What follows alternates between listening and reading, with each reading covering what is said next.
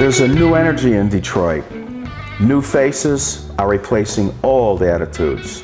Where we once depended on an elected leader, we now look to ourselves and to our neighbors to change things so that our lives will be better. What we've found is that many people want to help and commit to reviving the city, and those numbers are growing. Join me, Barry Ross, and my co-host, Little Angel Edwards, as we present some of these new faces and their organizations. Good evening, everyone, to a village community event sponsored by the Detroit Coalition Against Violence.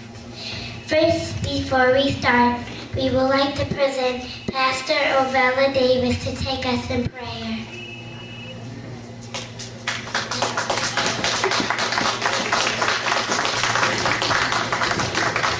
I just got presented with a flower. Thank you so much. Good evening, everyone. Welcome to a village community event. And it's so good to see everybody out tonight. How about if we take hands to the person next to us? For the Bible tells us if we touch and agree that he's in the midst of us.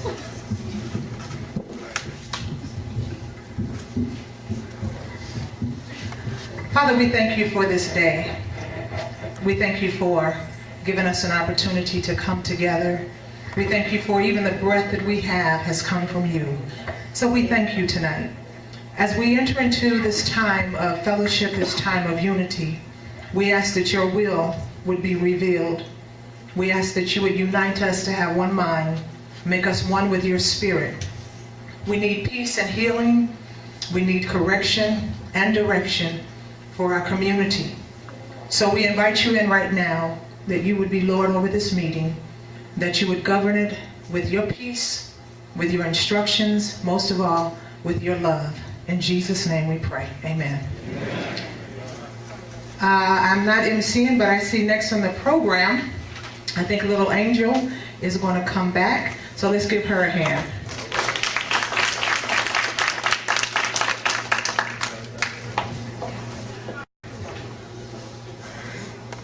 Tonight, we will be presenting several grassroots organizations and community groups that will illustrate the positive. But before we start, I would like to tell you a story, or two stories to be exact. The first story is when I was 5 years old, I woke up one night and I told my mom I had a dream. And she said, "What's the dream, Angel?" And I said, "I have a dream that I'm supposed to have an angel center that will help all ages of people from young to old." And I was very happy because my mom told me, just believe in God and your dreams will come true.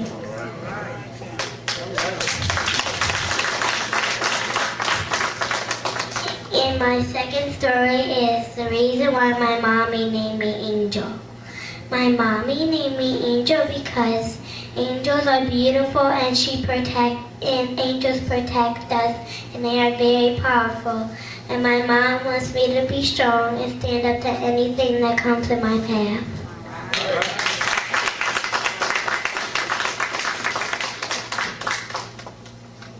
And community groups that will illustrate the positive. This will be assistance available to all Detroit households. This will be achieved in a united effort through awareness, peace, healing, compassion, and education. And remember, together we stand and divided we fall. Everybody please give a round of applause to Mr. Demetrius Martin.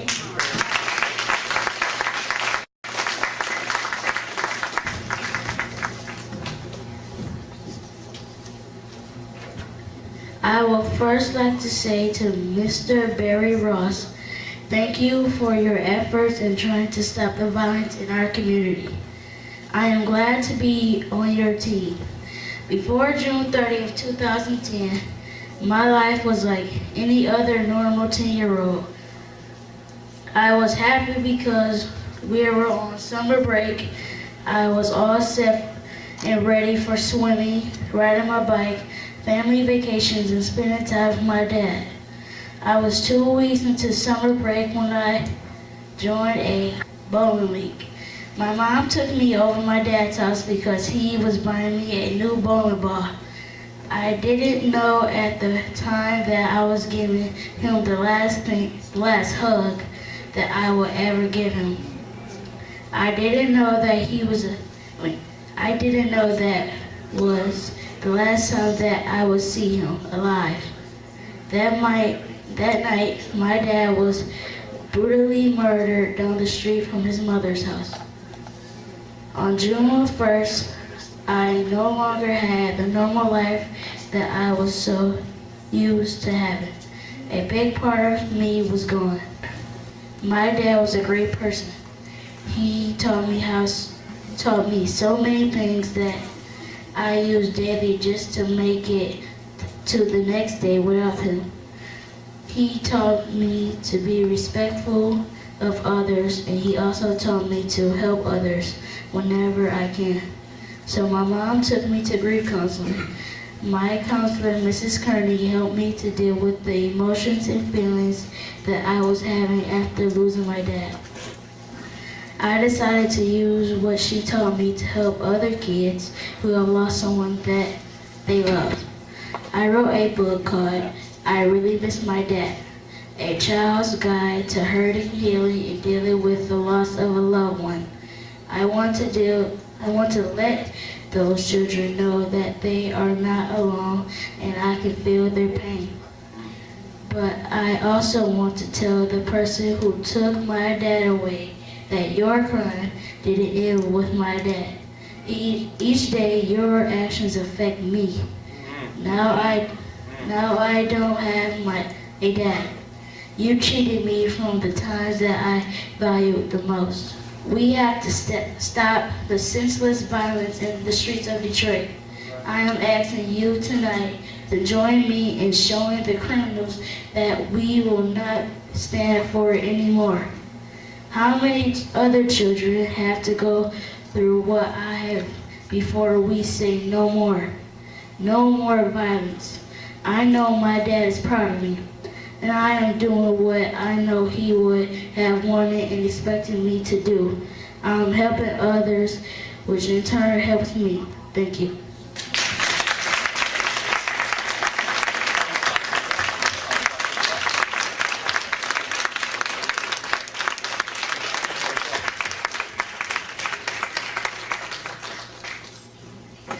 And about my book, it is titled I Really Miss My Dad.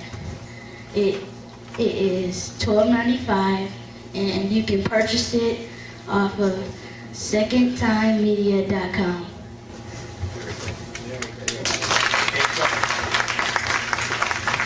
Next, introducing the Incredible Brotherhood, and they will do 2 songs. So everybody, please give a round of applause to the Incredible Brotherhood.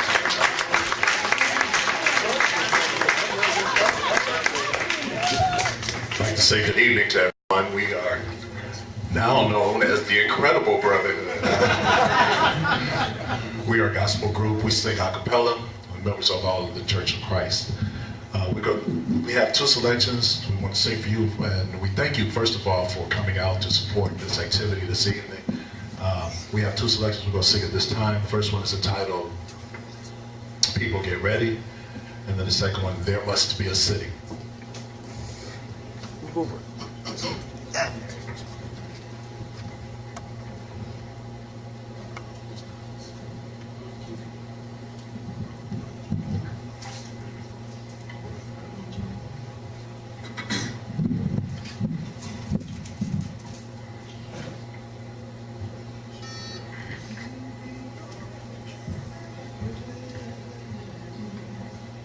People get ready,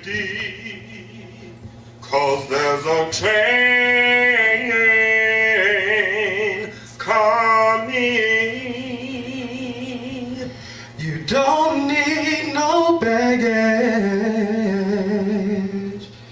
just get on board. All you need is faith to hear those diesels humming. You don't need no ticket. You just thank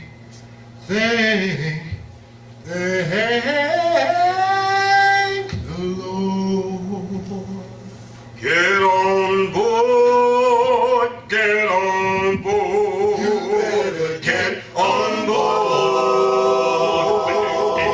People get ready, there's a train coming. You don't need no baggage, just get on board. All you need is faith, hear the diesels humming. You don't need no ticket, you just thank the Lord. Come on and get on board, get on board. You better get on board, get on board. Now people get ready for the train to Jordan, taking the passengers coast to coast. This is the king, open the doors and open them. There's always room for his chosen folk. Come on and get on board, get on board. You better get on board, get on board. Now there ain't no room for the hopeless sinner to hurt all mankind just to save his own. Now pity on those whose chances are broken. There's no hiding place against the kingdom's throne. Come on and get on board, get on board. You better get on board, get on board. Come on and get on board, get on board. You better get on board, get on board.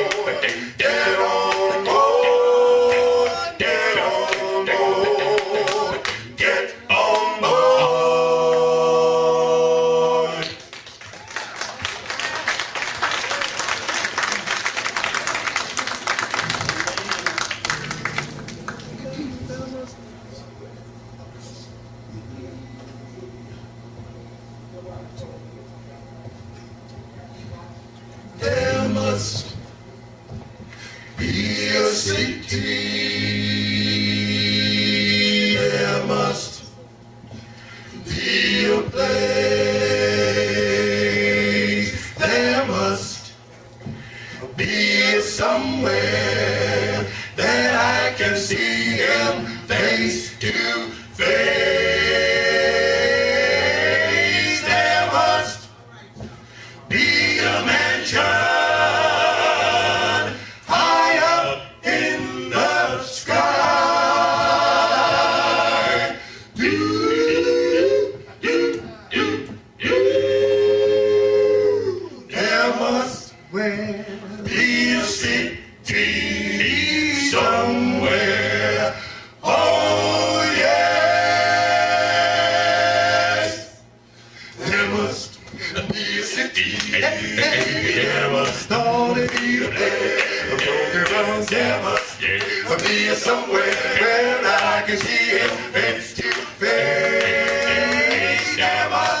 be a mansion way high up in the sky.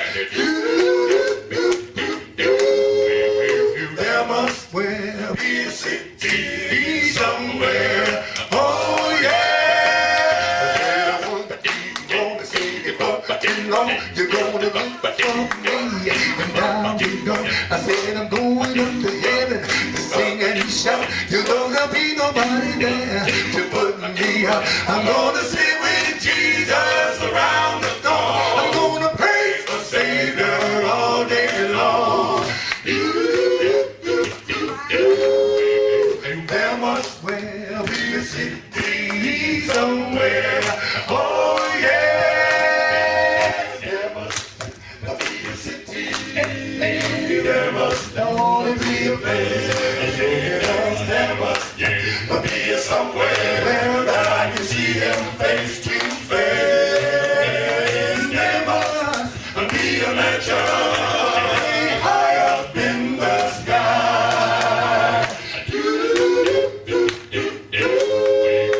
There must well be a city somewhere. Oh yeah. You're gonna look for me. Got to go. I said I'm going to heaven to sing and shout. There's gonna be nobody there to put me out. I'm gonna sit with Jesus around the throne. Praise my Savior all day long. There must well be a city somewhere. Oh yeah. There must be a city. There must be a place. There must be somewhere that I can see him face to face. There must be a mansion high up in the sky.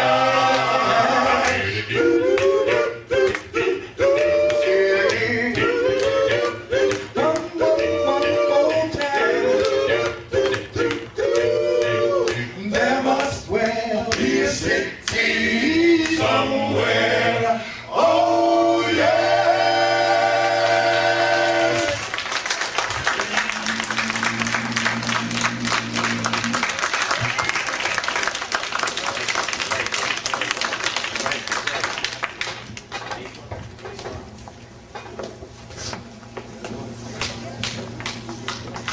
Weren't they terrific, everybody?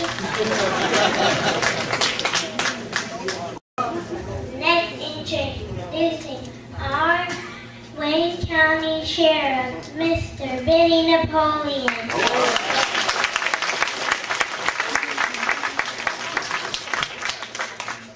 Well, thank you, Pretty Lady, for that very kind introduction. Hi, Angel. Thank you. All right. First of all, I'd like to thank Barry for inviting me to speak to you this evening. I have been sheriff of Wayne County now for a little over about a year and a half. And what kind of surprises me is that the question comes up very often: what is the difference between what the Wayne County Sheriff's Office does and what the Detroit Police and the local police agency does? There are 43 communities in Wayne County.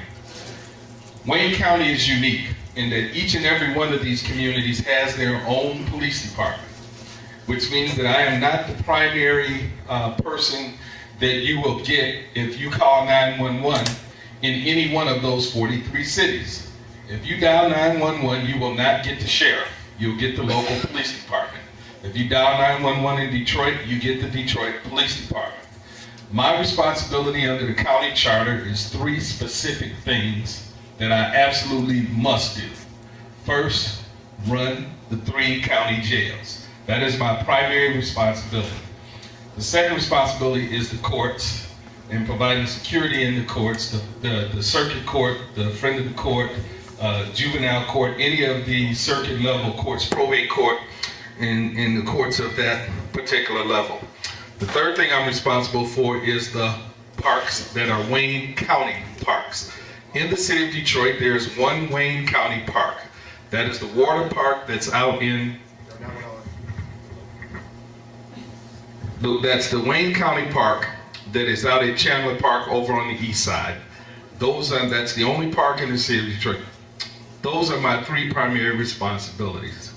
But in addition to those three responsibilities, I do have law enforcement jurisdiction throughout the 43 cities in Wayne County, which is unique.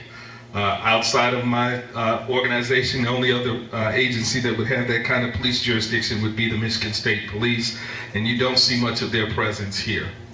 But what is it that I really do? I really serve as backup and support to those local police departments. I am the person that can come in maybe and assist predominantly the smaller police agencies. Not that we don't work cooperatively with Detroit, which we do. I have a great working relationship with Chief Godby and the men and women of the Detroit Police Department. We cooperate on several different law enforcement initiatives. Now, all that being said, Mr. Ross wanted me to talk about a few things that I do different. One of the biggest things I do is, Paula, you have my tether? One of the biggest things we do is we have alternatives to incarceration. Quite frankly, our jails, we have too many people who are incarcerated. We need to find a way. It costs the county a whole lot of money. So, what do? On any given day, I have about 1,700 people incarcerated in the county jail. I have about 500 who are released on tether. This, as opposed to spending about $140 a day to keep a person incarcerated, to put a person out on a tether costs us about $25 a day. The difference between having those 500 people in the jail and that 500 people on tether is a savings to the county citizens of about $57,000 a day, or $20 million a year. That is a significant savings, along with the fact that, quite frankly, with the rising cost of incarceration, only the most dangerous criminals now can we really afford to keep incarcerated. And I don't know if you've ever known anybody who's been on one of these, but trust me, it is very, very precise. It can tell where a person is to within about 5 feet, and probably even closer than that. And that's 24 hours a day, 7 days a week. We have inclusion zones, which means these are places you can go. We have exclusion zones, the places that you can't go. And trust me, if you leave them, this goes off, and we have people on standby 24/7 to start looking for anyone who violates the condition of their tether. Now, why is that important? Because we have checked on 2 different Angels Night weekends for people who were on tether. And out of all of the people who are on tether, the one time we checked on 422 people, only 2 of the 422 were not where they were supposed to be. All the other 420 were exactly where they were supposed to be. The 2 that were not, we quickly found them, put them back where they were supposed to be, and they were under a more restrictive environment. So it works, it saves you money, it's a positive thing, and I think you're going to see more and more of it. We also have the ability to, I'm not drinking today, but we also have the ability to check people for alcohol. If in fact a person has been adjudicated as a person who's driving drunk and we need to monitor their alcohol levels, we now have the capacity to put a tether on that person and make sure that they're not exceeding their allowed, their allowed alcohol levels, especially if they're driving. So those are 2 important things that we're doing with our tether. Another thing that we're doing, I think, that is really important is the internet. We have an internet crimes unit that is constantly surfing the internet looking for people who are preying on our children.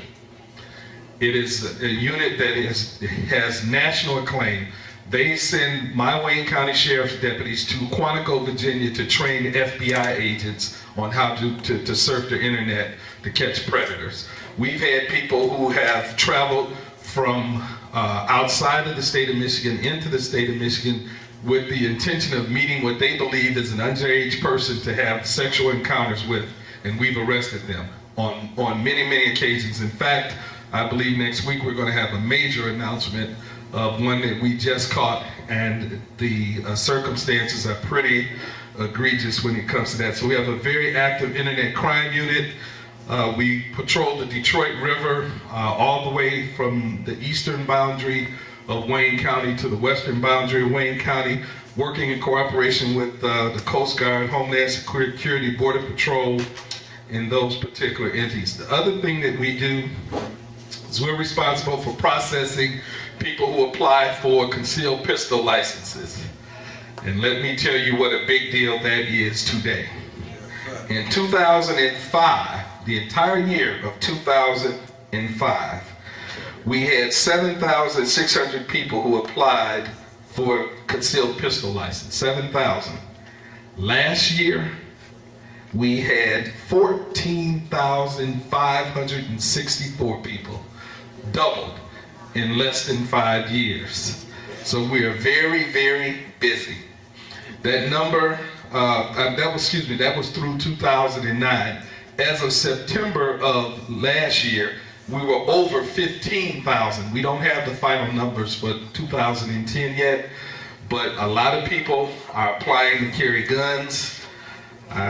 People have different ideas about that, but we're staying busy because people are applying. There are a few things I want to talk about, and then I'm going to go because I know there's several other speakers.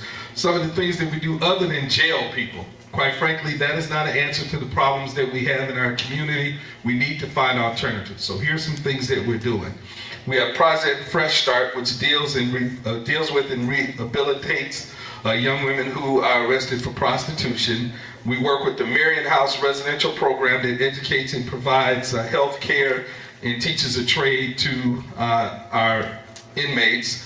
I just talked about the tether unit. We have a mental health treatment program to deal with the large population of inmates classified as people requiring treatment. My commanders tell me that that's about 70% of my population, they believe, require some form of mental health treatment. That is a tragedy, folks, and if we don't do anything else, we need to figure out a way to get those people out of the jail into proper treatment facilities. That is a gift from John Engler. We need to try to change that, because that is not the place where these people should be treated. They should be in a mental health facility, not in jail. The other thing that we do is substance abuse treatment centers, working in partnership with several programs, including the Southeast Michigan Community Alliance, Operation Get Down, and others. I have a youth and senior fund where I raise money to help kids. I delivered over 200 gifts to children on Christmas Eve, gifts to over 200 children. This past Christmas Eve, I donated money for scholarships and other activities for young people throughout Wayne County, and I give an annual golf outing. This year I raised over $130,000 for that, and I'm spending it. So if any of you have 501c3s, something that's to benefit the youth or the seniors, send me a letter. I try to spend that entire amount every single year, so I have a limited amount that's available. The people who get the letters in first are the people I'll try to help. If I can't give a lot to you, I'll give you what I can, so keep that in mind. Then the final thing I want to talk about is the Dose Reality Tour. We bring young people into the jail, give them a tour of the jail to let them see exactly what it's like to be incarcerated, and try to, our hope is that once they see what it's like to be a resident of the Wayne County jail system, that they'll walk away from that saying that that is not some place I want to be. I can tell you very candidly, my jail is not a very nice place. It's in compliance. It's in compliance with state regulations, but it is not a hotel. It is not a place for recreation or fun. It is a very restrictive environment, and while the food is nutritious, it's not home cooking. Trust me when I tell you that. So as the kids get a chance to see that, we hope that they'll realize that this is not something that they would look for in their future. With that, Barry, I thank you for allowing me this opportunity to help educate the folks. I appreciate the crowd. It's a beautiful crowd. I'm happy to see so many people who are interested. You've done a great job in getting people out, and I don't know if you have time for me to take questions. If I do, I will. Take 3 or 4 questions. Okay, he'll say take 3 or 4 questions. I'll let you pick them because I don't want to get in trouble. Anybody have any questions for Sheriff Napoleon? This gentleman over here. Yes, sir. Private Nixon, representing City Airport Renaissance You have to Association. speak up. Ronnie Nixon representing the City Airport Association. Renaissance Association. Renaissance Association, okay. Okay, my question is I understand the Thank you. protocol about calls, and I understand this also that without security, you don't have a foundation.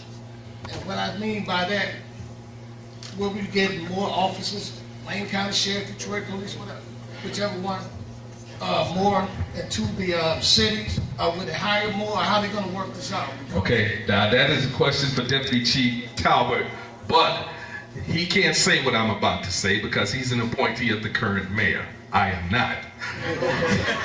I work for you.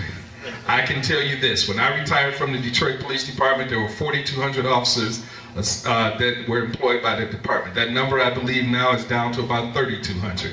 It is not enough. I think you need to demand that the city provide adequate police protection for the citizens of this city, which includes me because I've been living here all my life. If he can't say that, I can't.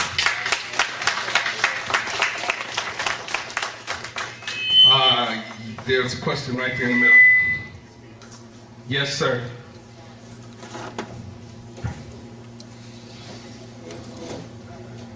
You have the mic for that gentleman right there? Sure. Yes. Could you talk a little bit to the group about the reserve program? Okay. That's a good question. We do have a very active Sheriff's Reserve program, and they are actively in the community to answer. The gentleman that was here a second ago that asked that question about, more police. I do have very active reserves. They do come into the community. They help police large events. They're available for special events. So if you're having an event and you need some assistance, you can call my office, and we'll have reserve officers who volunteer their time. These are 100% volunteers, and they go out and they do help protect. Now, the beautiful thing about being the sheriff of the county is I'm the one person in the county that can make a person a real police officer. It's just like the old days. You know how the sheriff used to come to town and say, we're gonna have a posse, you the police, you the police, you the police. I can do that. And so they have actual police authority while they're working for me as a reserve, which is a lot different than local reserves. From local police agencies, I have the power to make them the real police, and they can arrest you. And we're recruiting, so if anybody's interested, Ray Washington, who is my chief of operations, is here. He'll be here, and he'll leave a number for you to call, but we have a very active reserve program. I'm trying to grow them, and I'd welcome you. Quite honestly, most of my reserves are not out of Detroit. Detroit Police Department tends to get the reserves, but I would more than be happy to have you come to Wayne County, where you can work all 43 communities in Wayne County. That's my sales pitch. That gentleman had a question in there. Yes, sir. Yes, sir. I have a question. My name is Carl Sample. I represent WDRJ, and I'm also in liaison with the United Communities of America. But I have a question. Because of all of the rallying and because of the increased awareness of the move to unite the community, I'm worried about something in specific. If and when the need arises for a citizen of the community to take some sort of action, are there any provisions being made? Are the police in any position to educate the members of the community on what they can and cannot do, how far the police are willing to support, and what measures we can take to work with the police department to make sure that when we finally all get together and decide to move together, that it's a unified front?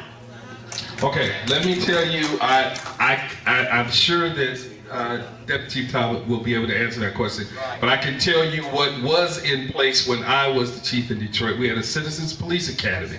We encouraged everyone to go through it. We would educate you as a private citizen what your rights are, what you can and cannot do, and how to best work with the police department. So I am certain that if you get a group of people who want to go through the Citizens Police Academy, that the current chief will make accommodations for you so you won't have to guess what your rights and responsibilities are, that they will make it very clear to you. And that's a very, very good question, because we can't be successful without the community. We all recognize that in law enforcement, and I think you should be commended for wanting to come in and help and do it in the right way. So thank you so much for that question. Yeah.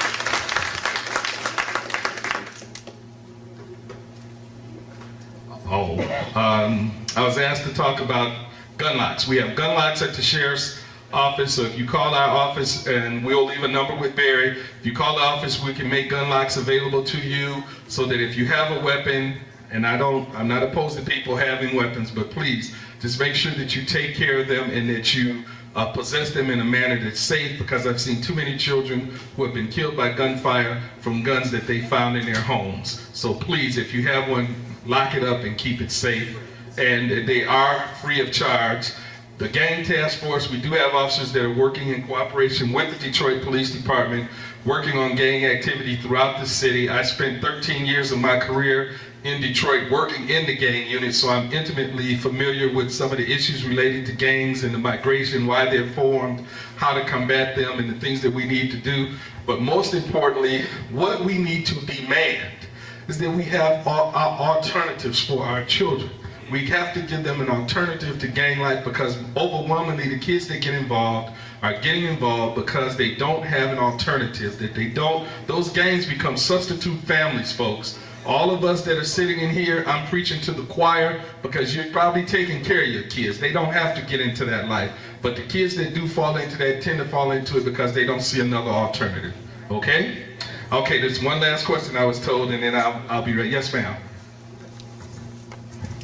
How you doing? Thank you. Fine, thank you. My name is Patrice Lambert, and I want to thank you for helping us, the donation you gave us for the Friends of the City Airport. All right, thank you. And I also represent the MAN Network, maintaining the neighborhood. All right. Now you know us, you've been there before. Absolutely. Okay, now what I wanted to talk to you about is what's going on 7 Mile and Gratiot. I have a task force out there, the Osborne Task Force, that is working that area. Do you have a specific problem you need us to take a look at? Okay, I want you to look at the cameras, because they said it's a rapist on 7 Mile and Gratiot. And if we have McDonald's on the corner of 7 Mile and Gratiot with a camera, we have City Trend, we have Church's Chicken, and we have Foot Locker. And that's a nice, highly visible area lit up, and they said it's a rapist on 7 Mile and Gratiot.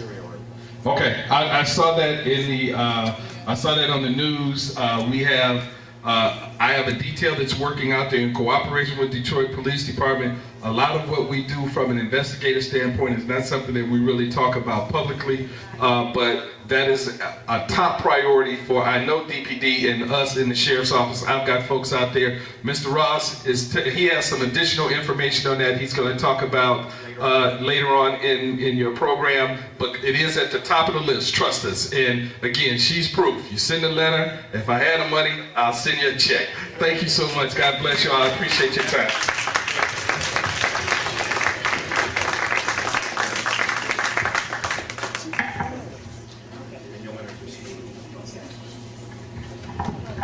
First, I would like to talk about my book, and it's called Angel Food for Thought, Book 1.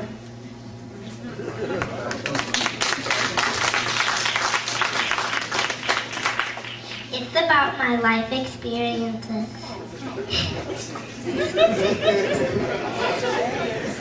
Stories like why you should be a leader, prayers do come true, and why you should count your blessings.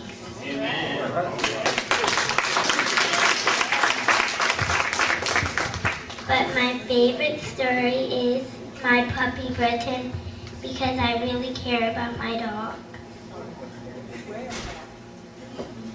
And I would love for you to visit my website, angelfoodforthought.com.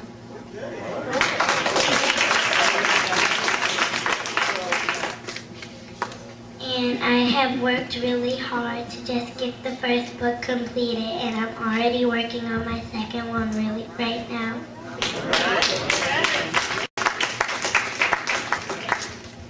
So next the founder of the Detroit Coalition Against Violence, Mr. Barry Ross.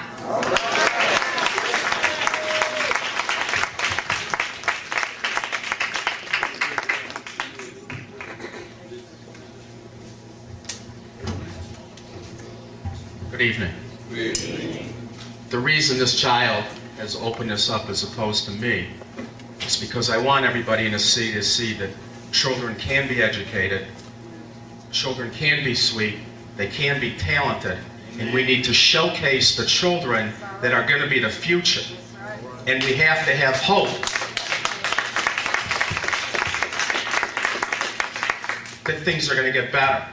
And I was so blown away when I first saw Angel at another event. I knew I had to have her. And she was on TV with me last night on Malik Shabazz for only 3 hours. And she literally ran 3/4 of the show. All the callers in, we're calling in for Angel. I appreciate everybody for coming out tonight, and I thank Deputy Tolbert for coming out. Deputy Chief Tolbert is in the house to present tonight. Wayne County Sheriff Benny Napoleon, and anybody else that I can't see because I don't see well, that I asked you to come. I appreciate everybody come out. The Brotherhood was amazing. They're going to come back. And real briefly, now that I have everybody, my t-shirt says we, because it ain't about me. And we have a problem in Detroit, at least through my perception, that we are not about each other. We are about ourselves individually. And if we don't start getting together collectively and start making the changes that this city needs to go forward, it's not. We used to be a city of 2 million. Now we have a little under 850,000. We're losing tax dollars. We have, in some areas, I found this out last night, 75% unemployment. That's unfathomable. People are moving out. People are even getting forced out of their homes. I found this out yesterday. So here's my contention, that everybody in the city of Detroit, all across the board, everybody that lives here, that we form an alliance and empowerment with each other, and we stand up and change our city together. Is there anybody in here that doesn't want to be a part of a group to take us forward into the future? Is there anybody here? I mean, it's amazing to me of how many people say they're for you, and then when you try to do something, they're not there. So we need each other, all of us. It's about humanity, it's not about race. Now I have to tell you my background real briefly, and I won't go on because we have to continue. My family built a clothing business downtown Detroit. I brought this not to promote the store, but just to illustrate a point. Sermon's Clothes. Has anybody not heard of this? 93 years ago, my grandfather started this store. So, World War I, World War II, the Vietnam War, the race riots, the Depression in the 20s, the auto recession in the 70s, when the streets were plagued by gangs in the late 70s and 80s, the BKs and the Errol Flynns, they came and tried to take over our store. The jobs that had been lost, all this history has evolved, and we're still standing. So my roots are deep in this city.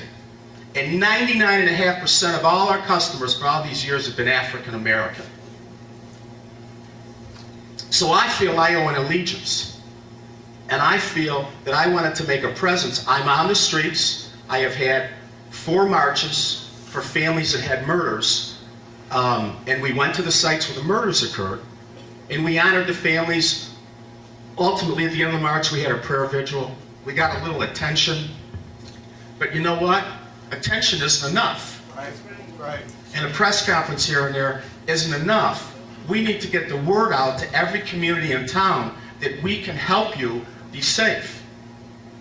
The lady over earlier, Patrice, was talking about what's going on in 7 Mile and Gratiot. The Detroit 300 has this. If you're familiar with them, it's starting tomorrow night. And they'll talk about this when they come up. So I just want to tell you, if it wasn't for some of these groups in our city, we're continued to be more doomed. And I want to tell you, the police force has us. They'll have the communities that come out and are willing to stand up for themselves. I have to tell you, I'm afraid. I'm afraid when I'm on these streets, but it doesn't matter anymore because my passion is more important than my fear. I also want to say publicly that I used drugs for 25 years. I sold drugs. I know the streets. I understand the streets. And it is my passion within myself that I knew that I had to save my own life to make a turnaround. And anybody in this room that understands what transformation is like, if you've made a transformation, and I know a lot of you have, then you know there's a calling for you to make a difference. Now, me being on these streets is saving my own life. Because I wanted to take my life for 20 some odd years.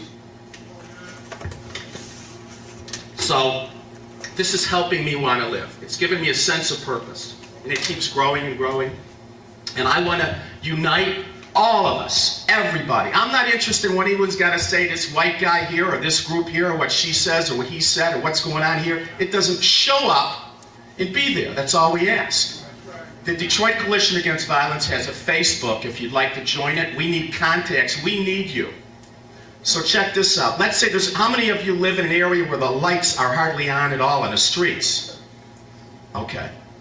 How about this? Your lights don't go on and we get 10,000 people to flood the phone lines.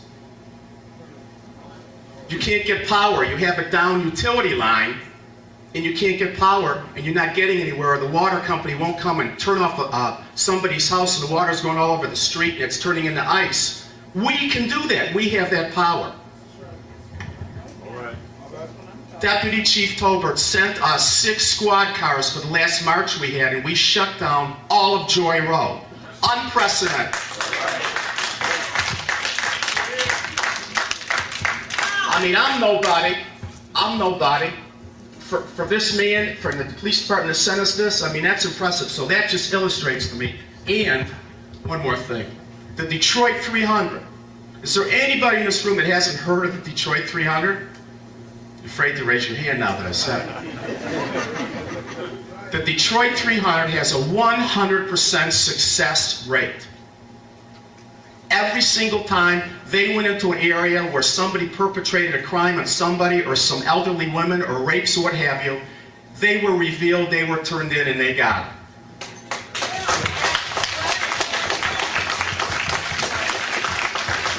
So we have a table over there of flyers. We're encouraging you tonight, if you're new, to join up with the group. Come make a difference. That's all we ask. Come make a difference and join us. We're building a website and we're going to continue to go forward. I have something very big planned. I want to have a march this spring to shut down all of Woodward Avenue from the Boulevard to Hart Plaza and bring every single person in this city together for a protest against violence.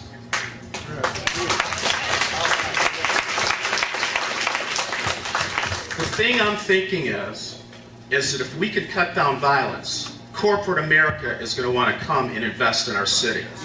We don't have any respect in Detroit from the rest of the country and the world with all the bad press we've got. Can you imagine what we get if we have our spirit and heart involved in fighting back on the streets and saving our own lives? What other city does that? We need to turn this city around, and collectively we can do it together.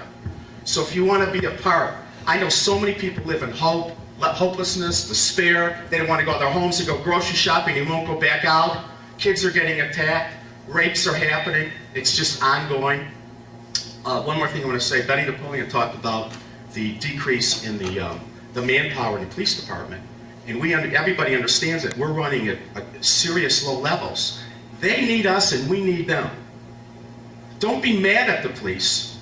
We need to build relationships with the police. We need to work together, all of us. Everybody's got issues. They got issues inside, outside. We got personal issues. I got a little craziness going on in me. But we all got to put all that aside and work together.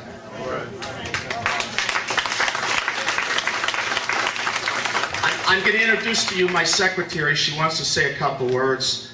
And this is Brenda Hill. She had her son was murdered a while ago, and she's been an advocate of Crime Stoppers and been on the streets with us, the 300, everybody she can, to make a difference, to make a change. A lot of people give up after that. So this is Brenda Hill, my secretary. Please welcome her.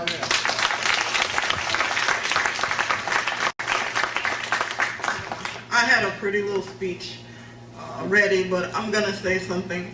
On April the 9th, 2009, I got a phone call that my 22-year-old son and his friend, she was 19, both college students. In fact, my son was waiting for his letter from the Border Patrol to work for the government also. And I just heard he was dead. That's all I had. And today, and the only reason I can stand here today is because some people helped me. And that's why this is called the Detroit Coalition Against Violence. We're not just one. I can tell you that Crime Stoppers kept me going. Mac Alive kept me going. Benny Napoleon, my daughter is here also. We saw him one day, and within 20 minutes he had his right-hand man who was here, Raphael Washington, and he gave us Steve Miller to help us. James Tolbert, and he knows that I was voracious. Every time he saw me, I was running up to him because I don't want, nothing I do is going to bring my son back. But if I keep the story out there, maybe these cowards, and I call them cowards, they're cowards, who got nothing, who killed 2 babies on the street of Detroit just for being on the streets of Detroit. There should have been an outrage that went throughout this city. It did not. There should be outrage every day. Yeah, all right. Not only that, some of us are in this conspiracy of cowardice. If you see something and don't say something, you're a coward too. You're part of the conspiracy. If you're not a parent to your child, you're in the conspiracy. If you're not an aunt or uncle to your niece and nephew, you're in the conspiracy. There is no way the police department can do everything. We might want them to, they can't. You all have to help. You all have to help me. There are 2 people out on the street that may walk up to you and shoot you in the head. I don't want you in this group with me. They're still out there, and I'm sure they're bragging about it. That's wrong. If you see something, say something. The change can start today. You start with that. You decide you're not going to be a coward. Be courageous. The courage starts today. If you only can say, if when I see something, I'm going to say something. Start there. You can come out with us tomorrow with the Detroit 300. Terry Strickland, she's in the Detroit 300 with me also. Her son was shot with the Cody shooting last summer. She's 5 foot nothing. I know I'm a big girl. We're out there in the cold at night. Hours. I was with Malik Shabazz. He's with the New Marcus Garvey movement. We stood with my daughter and my grandchildren, stood in front of the crack house and prayed. They ran out the back like the cowards they are. All right. When you have to rethink why you don't like the police. Sometimes it's from an old story your grandparents told you. Sometimes you got a couple of warrants because you didn't pay your tickets. You need to pay them tickets. You're not explaining to your kids why the police, or you're against the police, because sometimes it's a real simple reason. But I know that every time I see James Tolbert, and he doesn't even work in the department he started with, he has time to talk to me. And I don't know how many times they've had a group of people in their office that they talked to me. He had like 5 or 6 people that I don't think are ever in a room together. They called me. They'll do that for you. Because we all help each other. I I just want us not to continue to let the worst of us control the rest of us.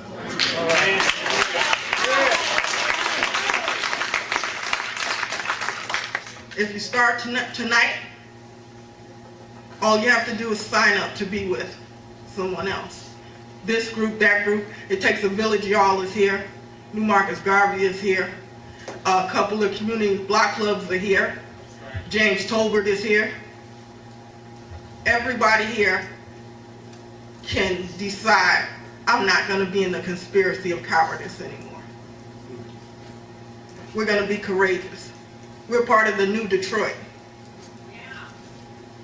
My son will not have died in vain. If nothing else, because nothing I do is going to bring him back. But nobody will be in the group with me. Thank you.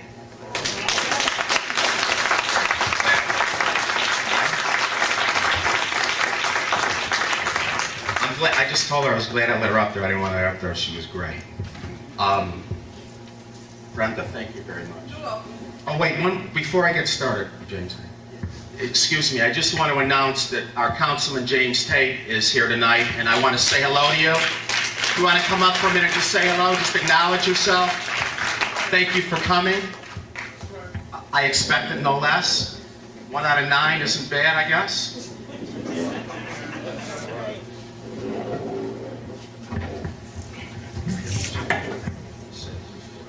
Good evening, everyone. And thank you, Barry. Barry and I, we met a little while ago, and he came down to my office, and that same amount of energy that he has on the stage is the same amount of energy that he had sitting in my office. So I knew that when you have someone who is that engaged in the community, I have no other obligation but to be here this evening. I can't stay as long as I wanted to, and actually I'm a little bit later than I promised you I would be here. But we had a long day today down at the council, and I got to get down to another meeting. But I just wanted to thank each and every one of you for being here as well, because this is a fight that we cannot lose. We talk so much about the problems that we have, but so many times we fail to act upon those things that we know that can help prevent the issues that we have. You know, we're out here, we're patrolling. I think that's a great thing. When we're trying to find folk, we got to do what we can to prevent these young folks from committing these crimes. Prevention is the key. When I saw that young lady come up here and she gave that presentation, and she did this all by memory. That's right. And I was talking to Brother Odell there. I said, this young lady didn't get that way by accident. Somebody worked with her. And that's all of our obligation. We have an obligation to help these babies out here, because these small children that commit these crimes, they grow up to be adults who commit crimes. And they're the ones who are terrorizing our lives. So we have a responsibility. If we want to improve our city, our community, we have to invest our time in these young folks. And we just came back from winter recess. I got a few more things to say. We came back from winter recess.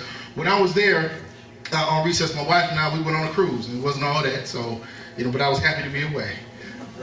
Went on a cruise, and, a cruise is similar to, for any of you who have not been on there, when you're on an airplane, they give you these safety procedures, and they have everybody come down to the one area, and they tell you what to do if, in fact, the boat gets into harm, into danger. And the first thing they say is, make sure that you secure your flotation device first before you help somebody else. And I think too many people in our community is taking that too literally. They say that, I have too many issues, so I can't help somebody else until I get my stuff right. I want you to know that no matter what you do, no matter how long you live on this earth, you're going to have issues. And so you need to understand that when you're in the water and you have your flotation device, you don't just float by somebody who's drowning. You help them. Okay. And see, so using that same analogy right now, we're all in the water, but it's somebody that's drowning right now. And it is our obligation to not wait and go and get help. It's to pull them out of the water so that we can go safely together. And that's all of our children. So I just ask for you all to please invest in our children. And We don't have to join an organization, a mentor organization. We got children in our own family.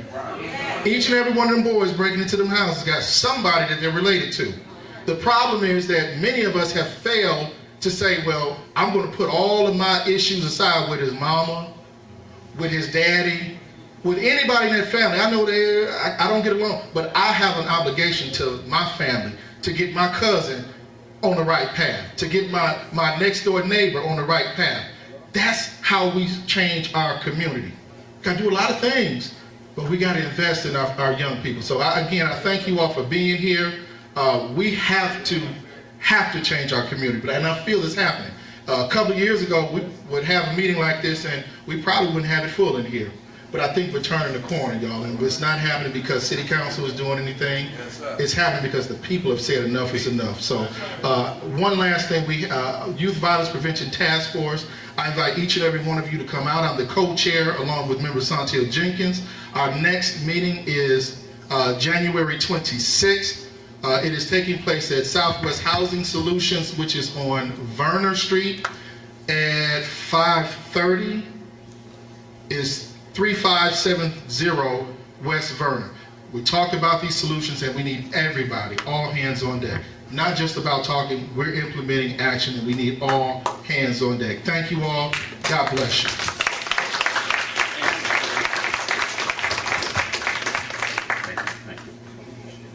Thank you. Getting back, now we are going to bring on Crime Stoppers again. So, I'm getting old and my memory is short. Good evening, and thank you for inviting Crime Stoppers. As you can see by the first slide, what our mission is, and that's to make our neighborhoods, our churches, our schools, our businesses safer through the anonymous reporting of crime. And I'll go into what that entails. First, we're the largest organization, crime fighting organization in the world, and we're in 34 countries. We're also in 7 counties: Livingston, Macomb, Monroe, Oakland, St. Clair, Washington, and of course, Wayne. This is a history of Crime Stoppers, and anytime you have any questions, you can stop, raise your hand, and I'll try to answer it for you right away. But we started out as part of the Greater Detroit Chamber of Commerce, founded in 1993, and they did it because they wanted to incorporate the community, businesses with law enforcement. That van you see up there in the corner, a lot of you see them on the roads. I think CVS might be on the side of it now, where they, if you run out of gas or need a tire change or something. The Alliance started that, and then it spun off and went to other, like CVS, to sponsor that. If you go down like the Lodge Freeway, you'll see the wire fences over the walk overpass. People were throwing rocks and bowling balls and all kinds of trash, kids and adults, and Crime Stoppers got those fences put up.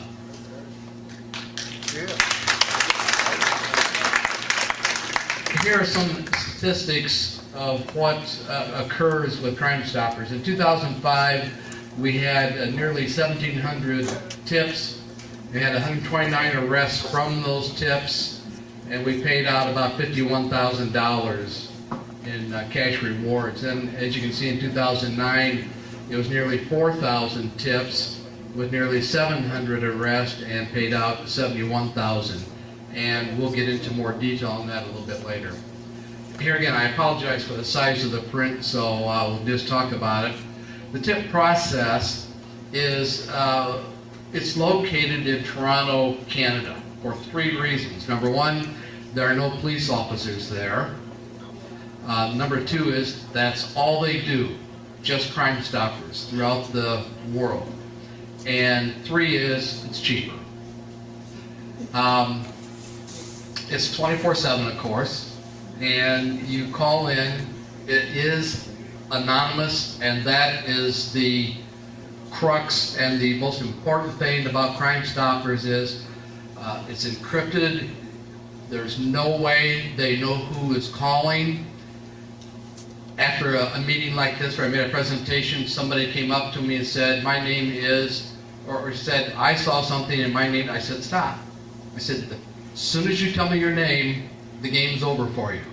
You saw something, because it's anonymous. It's for your protection.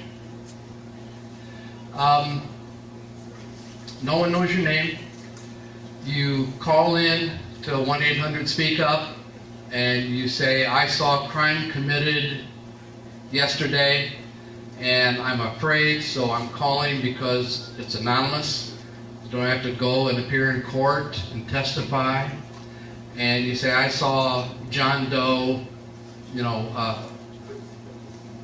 accost somebody, took their wallet and took off, but here's the description. Then what happens is they report that back to the police department, and then if the person is caught, if there's an arrest, the third Wednesday of every month we have what is called award court, and that determines the value of the tip. Now naturally, if it's a murder, it's going to be much higher. We used to do just $1,000 a few months ago. Just late last year, it's up to $2,500. People can add to that, which is called joint rewards, and I think there's a slide on that later on. Then the third Thursday and Friday following that third Wednesday, you call into 1-800-SPEAK-UP and you say, I'm tipster number ABC123, do I get a reward? And we'll say, yes, if indeed you do, and here's where you go pick up that cash. But never, ever give your name. This is just one of the posters that we put out, and we have several of them.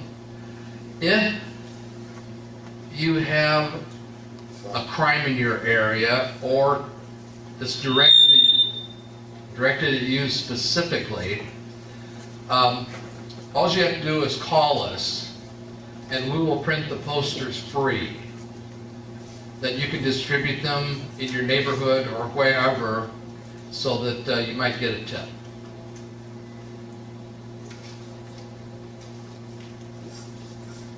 This little girl, like I said, Crime Stoppers in 34 countries. This little girl is Indian, and it's believed that her father took her back to India. Crime Stoppers is in India, and they're checking them. We do door hangers, again, for free. We have posters and doorknob hangers and bumper stickers back here. Take whatever you want, use them.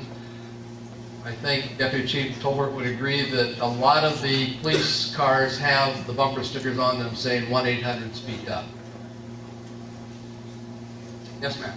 How do you get additional door hangers? That was my brother. You just call into 313-922-5000, and there are some business cards back there on the table too. And extension 14, that's Shirley Schuler, and she'll take care of it. I sort of talked about the joint reward.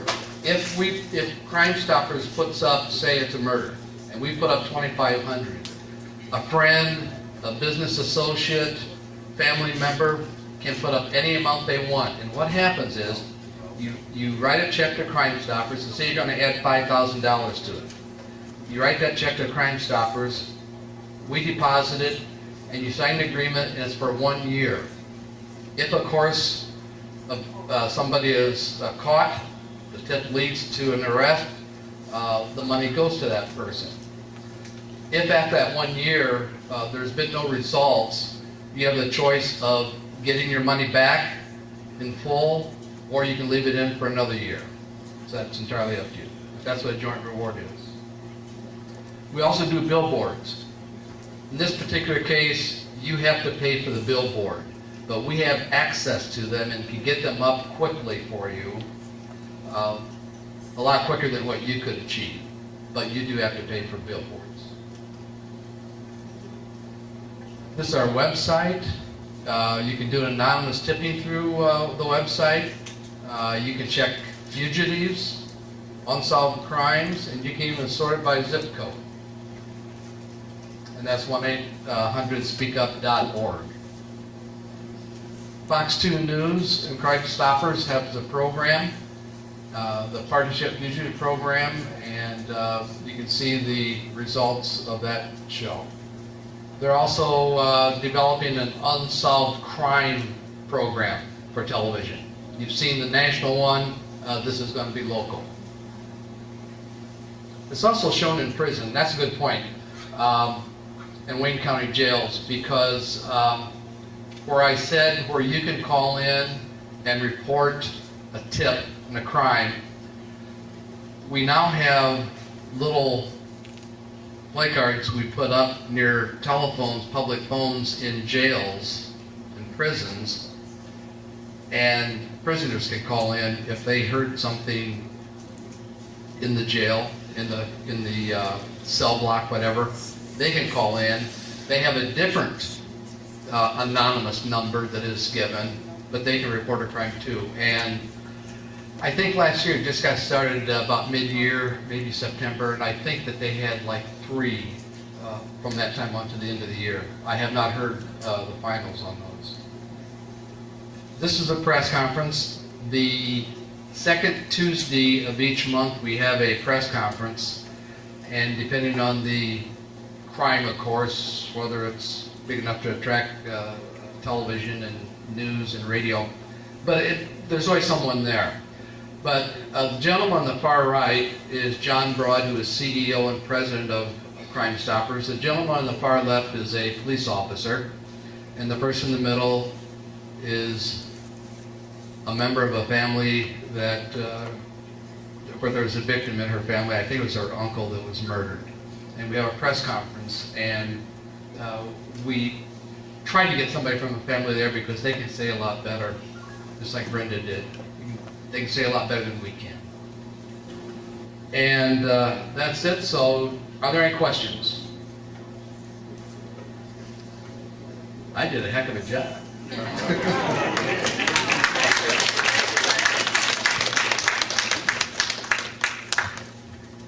Thanks, Max. Thank you. And we've heard the various saying, a little adversity always tends to get us off the snide. You know, so we've had some adversity in this town. We've had some bad press. We've had some negative things to go on. But this is a great indication of people taking back what's theirs.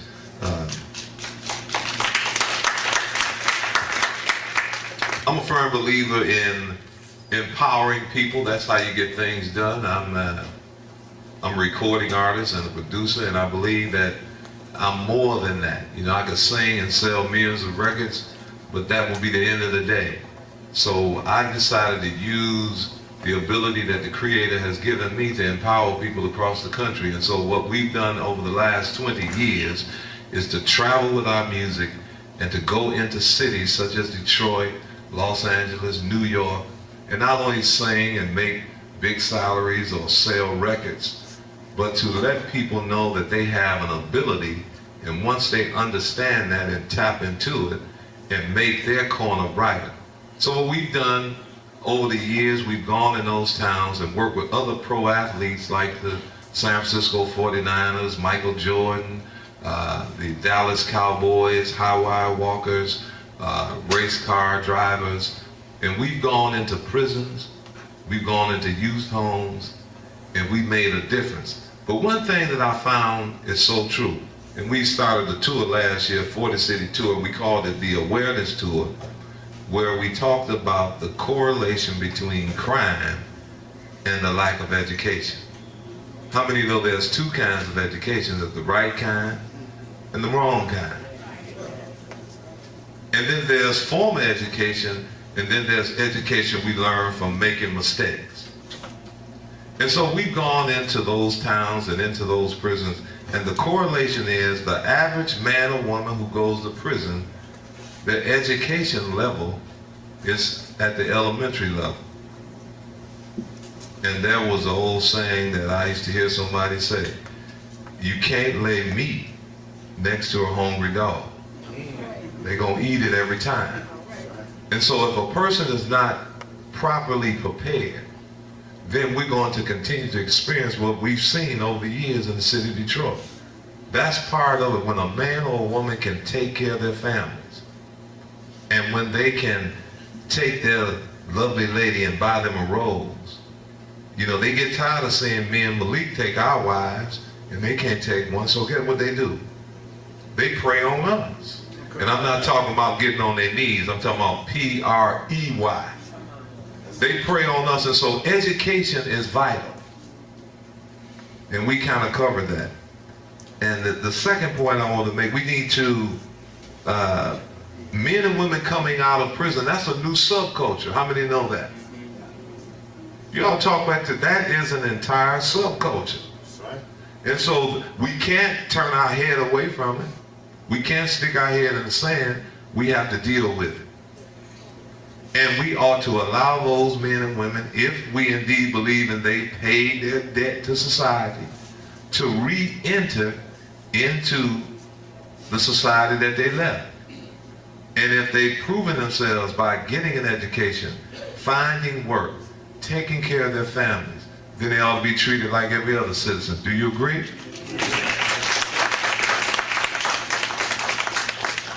And then the other thing we have to extinguish is the tension or the rift between the returning citizens and the victim, if they're still around, or the family members of the person who's been victimized.